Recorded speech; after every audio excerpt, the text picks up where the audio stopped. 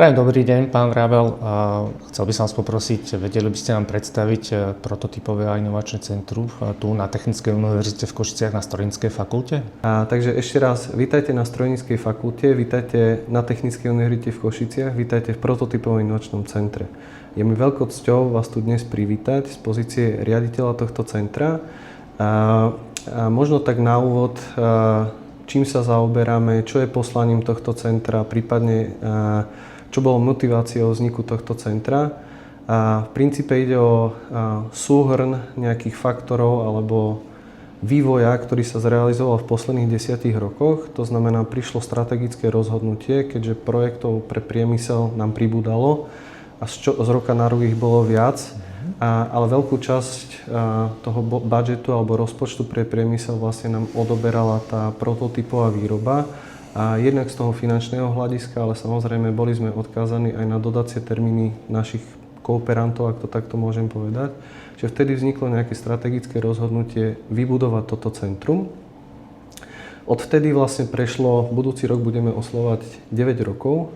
A primárnym poslaním, respektíve sú také dve poslania, ktoré ja vnímam v rámci tohto centra. Prvým je podporiť aplikovaný výskum na fakulte, to znamená snažiť sa atrakovať alebo priťahovať tie projekty vedy výskumu, respektíve s tým, čo možno tie firmy, s ktorými pracujeme, nemajú na to kapacitu, a teraz nehovorím o nejakej vedomostnej kapacite, skôr pri tých svojich denných povinnostiach a rutinách nemajú priestor riešiť tieto veci.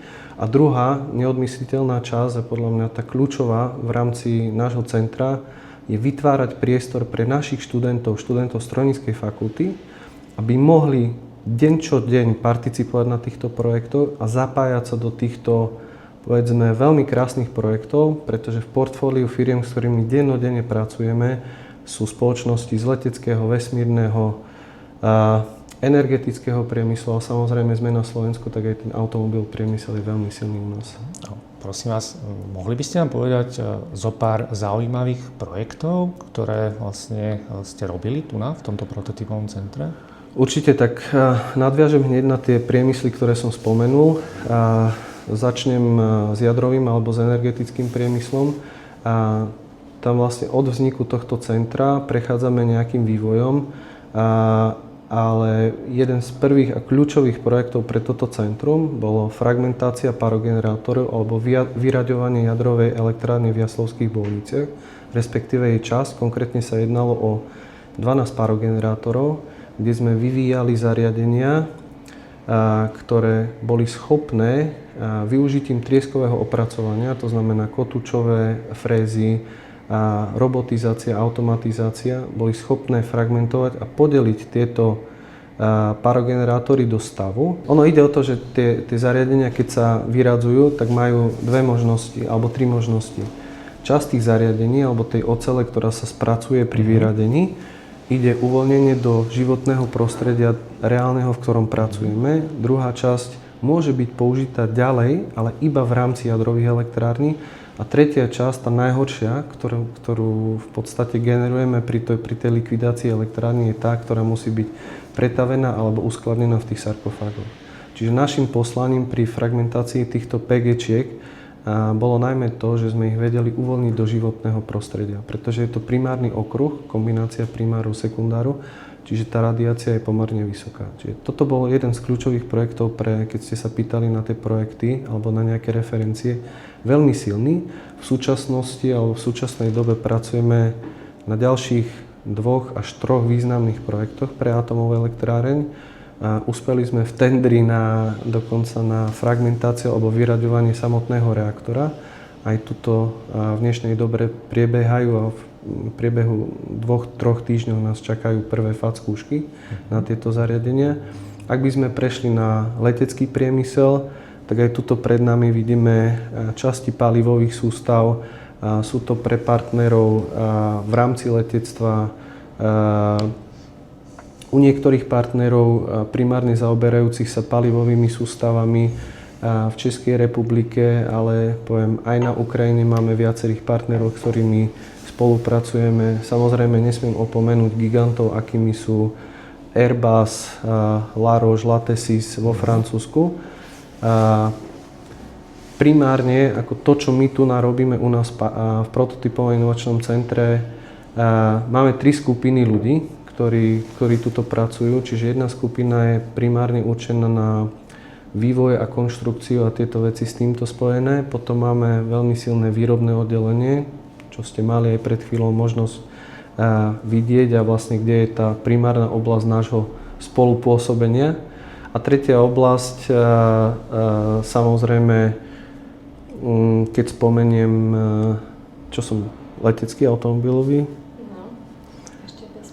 A ešte vesmírny program. Vesmírny program je pre nás veľmi kľúčový a o to viac si vážim práve spoluprácu so spoločnosťou Blaser, pretože tak v leteckom, ale možno v tom vesmírnom sú tie požiadavky na kvalitu, integritu povrchu a všetky tieto veci spojené aj s trieskovým opracovaním, ale aj vôbec so spôsobom chladenia, systémom chladenia, chemickou kontamináciou a tak ďalej, sú extrémne dôležité, pretože jasné, chyby sa neodpúšťajú ani v leteckom, ale ani v tom vesmírnom sektore. A nás zaujíma, čo priviedlo firmu Blaser práve sem k nám. Obrovská výzva pro nás, tyto velice náročné aplikace. Obrábíte tady materiály, které vyžadují opravdu špičkové vybavení. A tato špičková technologie je určitě výzva pro nás a chtěli jsme předvést, jaký je potenciál našich produktů. Ja na to nadviažem. V podstate aj my sme v rámci nejakého interného, keď to tak nazvem, benchmarkingu si robili tie možnosti s kým, ako a kto nám vôbec vie poskytnúť tú kvalitu a tie požiadavky, ktoré vyžadujeme, respektíve možno nie ani my samotní, ale tí naši koncoví zákazníci, keď to tak poviem. A jednoznačne z toho portfólia a z tých možností a vôbec aj ústretovosť a komunikácia práve spoločnosť Blaser nám vyšla niekde na vrchole. A ja som veľmi rád, že teda až cez pána Majerčíka sa táto spolupráca rozvíja a bude sa, verím, aj do budúcnosti ešte viac rozvíjať a tá synergia, ktorá verím, že už medzi nami je teraz, tak budeme ju len zvyšovať a zlepšovať. Ďakujem veľmi pekne za tieto slova. Ja by som chcel len doplniť, že mňa veľmi upútala ako celkovo vlastne vo všeobecnosti toto prototypové inovačné centrum, lebo vaše projekty sú mediálne známe a možno som sa chcel opýtať, že vy ste mali aj nejakú prácu vlastne, čo sa týka vodíkového auta vlastne, alebo niečo také vlastne v rámci tohto ste rozvíjali a bolo to aj po Slovensku mediálne známe, robili ste aj v rámci tohto projektu a zaujíma ma aj to, že vy ste spomínali v minulosti, keď sme tu boli a rokovali spolu, že pracujete aj pre firmu švajčiarsku CERN. Máte tam aj nejaké takéto projekty? Áno. Čo sa týka, začnem postupne, teda s tým vodíkovým autom.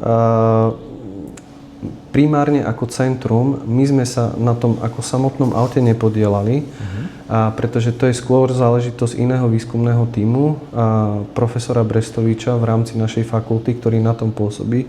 Ale tým, že sme jedna fakulta, sme súčasťou jednej rodiny, keď to tak poviem, tak samozrejme parciálne úlohy, treba nejaké mechanické obrábanie, časti tých vodíkových tankov alebo nádob, zásobníkov, to vlastne prebiehalo tá výroba u nás. A čo sa týka tej druhej otázky, CERN je také špecifikum, pretože aj minulý rok, keď sme si robili nejaké finančné analýzy a vyhodnotenia a nejakú stratégiu do budúcna, tak musím povedať, že s CERNom sme boli extrémne úspešní minulý rok. To znamená, CERN bol jeden z našich top 3 partnerov za celý minulý rok.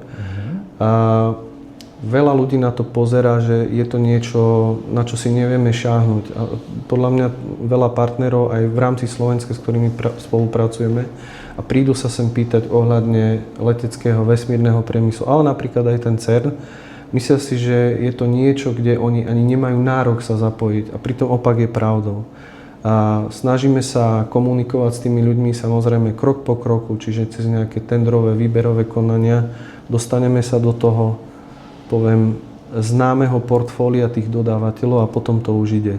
Ale samozrejme, keď sa bavíme o CERNe, letectve, vesmíre, tie požiadavky na kvalitu, na integritu, pretože veľa firiem vníma tú tvarovú náročnosť, tie rozmerové odchýlky alebo geometrické tolerancie vo všeobecnosti, ale ani pri jednom z týchto priemyslov to nie je iba o tom. Tam nekončí to obrábanie.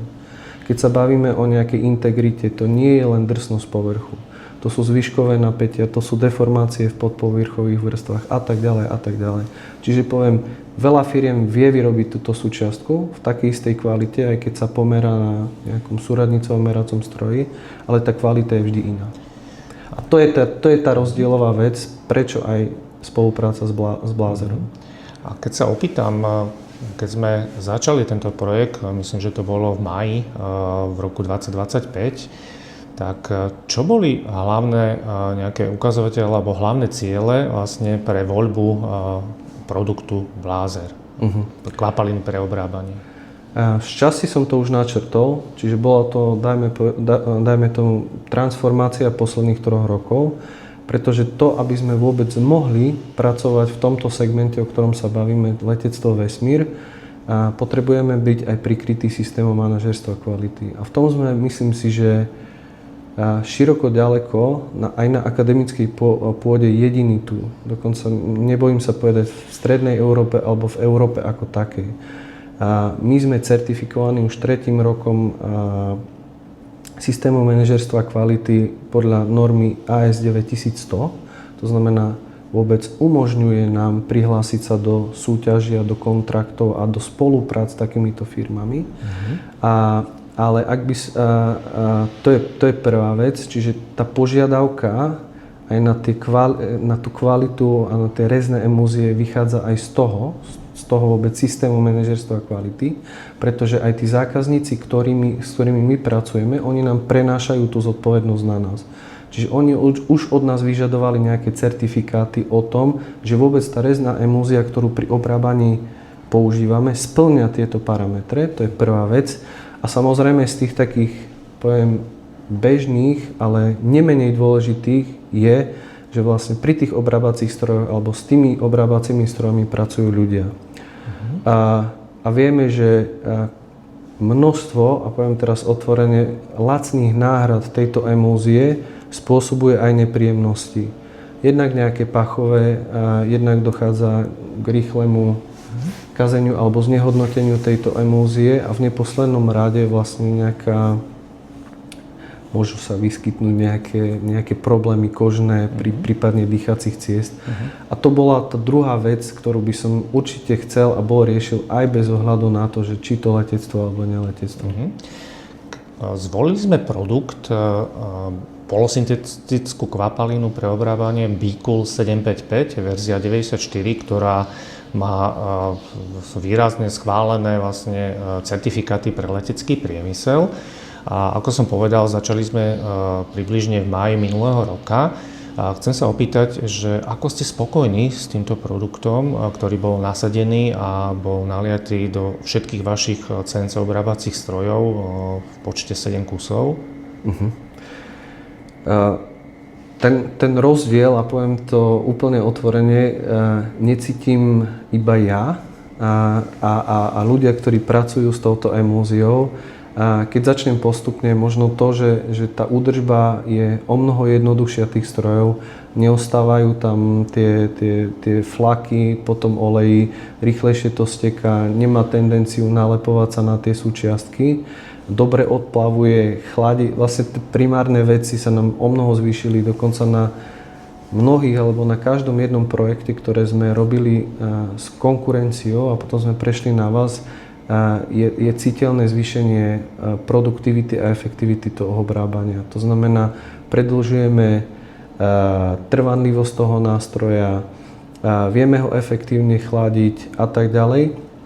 Druhá vec, samozrejme, tí ľudia, ktorí pracujú pri tom stroji, od nich máme a možno by stálo za to potom prehodiť slovo aj s nimi priamo, o tom, že sú citeľní a keď som sa ich opýtal jednoducho, či ostávame pri Blazeri alebo ideme sa vracať tam, kde sme boli predtým, ani jednu odpoveď som nepočul, že ideme sa vracať. Čiže za mňa to je proste to kľúčové, že že to malo zmysel a to, čo sme urobili, bolo správne.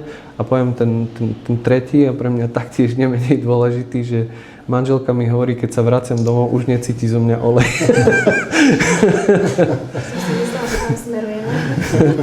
tak. A ještě pan Drábel, prosím vás, pozorovali jste i nějaký vliv na životnost nástrojů, že při těchto velice náročných aplikacích slitiny titanu, RS, Inconel, Maimonic, letecké materiály, tam ta životnost nástrojů hraje velmi důležitou roli. Extrémne dôležitá, to čo spomínate, presne ten priemysel, toto síce máme nejaký hliníkový komponent pred sebou, toto je nejaká nehrdzavejúca oceľ, ale primárne obrábame pre to letectvo práve z liatiny titanu a niklu a tam vieme, že tie obrábacie časy, respektíve tie rezné podmienky, ktoré sa dávajú, sú v zásade tretinové oproti opracovaniu oceli a niekoľkonásobne takisto menšie oproti opracovaniu hliníka.